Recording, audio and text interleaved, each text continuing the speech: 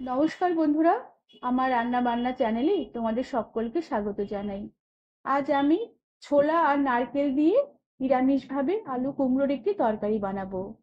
রাতে রুটির সাথে অথবা সকালে পরোটার সাথে রেসিপিটি খেতে দুর্দান্ত লাগবে। রেসিপিটি তোমাদের সম্পূর্ণ দেখার অনুরোধ রইল। আর ভালো লাগলে একটি লাইক, শেয়ার আর সাবস্ক্রাইব করে দেবার অনুরোধ রইল। আর তার সাথে যারা আমার ফেসবুক পেজ থেকে দেখছো তাদেরও পেজটিকে ফলো করে দিয়ে ভিডিওটি লাইক শেয়ার করে দেবার জন্য অনুরোধ রইল। প্রথমে আমি এখানে আলু আর কুমড়ো কেটে নিয়েছি। কুমড়োর আমি খোসা ছাড়িয়ে একটু ডুমো করে কেটে নিয়েছি। আর তার সাথে অল্প করে একটু আলু দিয়েছি, আলুরও খোসা ছাড়িয়ে ছোট ছোট ডুমো করে কেটে নিয়েছি। আর কুমড়ো আর আলু বেশ ভালো করে ধুয়ে নিয়ে জল ঝরিয়ে নিয়েছি। আর তার সাথে আমি নিয়েছি কাঁচা ছোলা। ছোলাগুলো আমি 4-5 ঘন্টা আগে ভিজিয়ে রেখেছিলাম। আর তার সাথে নিয়েছি নিয়েছি কিছুটা কোরানো নারকেল। আর তার সাথে আছে অল্প করে একটু থেতো করা আদা আর দুটো কাঁচা লঙ্কা একসাথে আমি থেতো করে নিয়েছি। এবার আমি রান্নাটা শুরু করব। এর জন্য কড়াতে আমি পরিমাণ মতো তেল দিয়ে দিলাম। তেল গরম হয়ে উঠলে প্রথমে আমি কুমড়োর আলুগুলোকে ভেজে নেব। এর জন্য প্রথমে কুমড়োর আলুর টুকরোগুলোকে তেলে দিয়ে দিলাম। এবার আলু কুমড়ো তেলের মধ্যে একটু কিছুক্ষণ নেড়ে চেড়ে নেব। এরপর এতে দিয়ে দিলাম, এরপর এই কুমড়ো আলুতে অল্প একটু নুন দিলাম, নুনের পরিমাণ একদমই কম করে দিলাম। আর তার সাথে অল্প করে একটু হলুদ গুঁড়ো দিলাম, হলুদ গুঁড়োর পরিমাণও একদমই কম দিলাম। সাথে অল্প একটু লাল লঙ্কার গুঁড়ো দিলাম। আর এতে যে কুমড়োগুলো যে ভাজবো, নুন হলুদ আর লঙ্কার গুঁড়ো দেওয়াতে আলু কুমড়ো ভাজার কালারটাও যেমন ভালো আসবে, আর নুন দেওয়াতে তরকারিগুলো তাড়াতাড়ি একটু মজেও আসবে। এরপর আমি ঢাকা দিয়ে রেখে কিছুক্ষণ আমি রান্না হতে দেবো। আর এইভাবেই ঢাকা দিয়ে ঢাকা খুলে তরকারিগুলোকে আমি বেশ ভালো করে নেড়ে চেড়ে ভেজে নেব। আর ভাজতে ভাজতে আলু কুমড়োর কালার যখনই চেঞ্জ হয়ে আসবে, হালকা হালকা ভাজা ভাজা হয়ে আসবে, এইবার আমি সমস্ত আলু কুমড়োগুলোকে কড়া থেকে বেশ ভালো করে তেল ছেঁকে উঠিয়ে রেখে দিলাম। এরপরে এই কড়ার তেলে আমি একটি তেজপাতা আর একটি শুকনো লঙ্কা ছিঁড়ে দিয়ে দিলাম। আর তার সাথে আমি গ্যাসের আঁচ কম করে দিয়ে অল্প করে একটু 1 চিমটির মতো হিং দিয়ে দিলাম। একদমই কম পরিমাণে হিং দিলাম। এবার হিং একটু নাড়াচাড়া করে নেবার পরে আমি অল্প করে একটু গোটা জিরে ফোড়ন দিলাম। এবার সমস্ত কিছু একসাথে একটু নেড়ে চেড়ে নেব। সমস্ত ফোড়নগুলো একটু নেড়ে চেড়ে নেবার পরে ফোড়নের সুন্দর একটা সুগন্ধ বেরোলে আমি অল্প করে একটু জল দিয়ে দিলাম। আর এরপরে যে থেতো করা আদা আর কাঁচা লঙ্কা রেখেছিলাম, সেই থেতো করা আদা আর কাঁচা লঙ্কা দিয়ে দিলাম। আদা আর কাঁচা লঙ্কা দেওয়ার আগে অল্প করে একটু জল দিলাম, না হলে তেলের মধ্যে কাঁচা লঙ্কা বা আদা দিলে এই আদাগুলো ছিটকে গায়ে আসতে পারতো।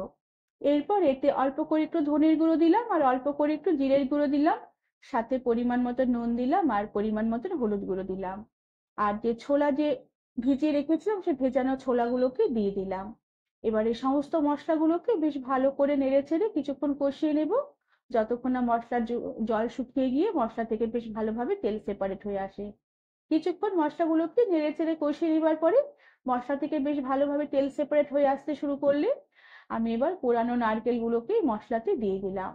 এবার কোরানো নারকেল ও মশলার সাথে কিছুক্ষণ নেড়ে চেড়ে একটু হালকা করে একটু ভাজা ভাজা করে নেব, যাতে নারকেল কোরানো গুলো একটু ভাজা ভাজা হয়ে সুন্দর একটা গন্ধ আসে। সমস্ত মশলার সাথে নারকেল কোড়াগুলো সুন্দরভাবে একটু ভাজা ভাজা করে কষিয়ে নেবার পরে আমি ভেজে রাখা কুমড়ো আর আলুর টুকরোগুলোকে এবার মশলাতে দিয়ে দিলাম।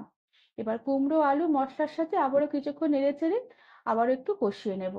বেশ ভালো করে কষানো হয়ে গেলে আর খুব সুন্দর একটা গন্ধ বের হতে শুরু হলে এবার আমি অল্প করে একটু জল দিয়ে দেব। একদম অল্প পরিমাণেই জল দেব, কেননা আলু কুমড়ো বেশ অনেকক্ষণই ভেজে নিয়েছি আর অনেকক্ষণ ধরে একটু কষিয়ে নিয়েছি, তাই কুমড়ো আলু বেশ অনেকটাই সেদ্ধ হয়ে এসেছে। জল দিয়ে বেশ ভালো করে নেড়ে চেড়ে নেব। সাথে একটা কাঁচা লঙ্কা চিড়ে দিয়ে দিলাম। আর এরপরে গ্যাসের আঁচ কম করে দিয়ে ঢাকা দিয়ে রেখে লো আঁচে আমি কিছুক্ষণ আলু কুমড়ো রান্না হতে দিলাম। এরপর আমি একটি ভাজা মশলা তৈরি করে নেব। এর জন্য শুকনো খোলায় আমি কিছুটা পাঁচফোড়ন দিয়ে দিলাম। এবার পাঁচফোড়নগুলোকে কিছুক্ষণ একটু নেড়ে চেড়ে হালকা করে ভেজে নেব। পাঁচফোড়ন ভাজার খুব সুন্দর একটা গন্ধ বেরোলে নামিয়ে নেব। নামিয়ে বেশ ভালো করে গুঁড়ো করে নেব। আর ততক্ষণে আমি এদিকে কড়ার ঢাকনাটাও খুলে দিলাম। দেখো কুমড়ো আলুর জল বেশ অনেকটা শুকিয়ে এসেছে। আর আলু কুমড়ো বেশ ভালোভাবে সেদ্ধ হয়ে গেছে। এবার আমি একটু নেড়ে চেড়ে নেব। এরপরে স্বাদের ব্যালেন্সের জন্য অল্প করে একটু চিনি ছড়িয়ে দেব।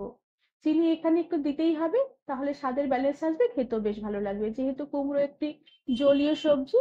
আর আমি রুটি বা পরোটার সাথে এই তরকারিটা খাবো, তাই একটু চিনি দিয়ে দিলাম। আর তার সাথে যে পাঁচফোড়ন ভেজে নিয়েছিলাম সেই পাঁচফোড়ন ভাজা গুঁড়ো করে দিয়ে দিলাম।